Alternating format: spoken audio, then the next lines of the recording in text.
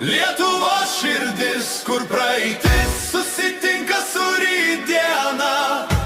Kaunas drąsos ir šviesos ugnis, nuo laikinosios sostinės iki šiandienos. Čia užgimsta svajonės, čia išdrįsta žengt jaunystė. Kaunas, Lietuvos širdis, nešanti mus pirmyn. Tarpukario metai, laisvės architektūra, baltoji muzika, modernizmo kultūra. Čia augo menas, mokslas, didelės idėjos, kai Kaunas laikinai tapo visos šalies balsu. Čia Žalgirio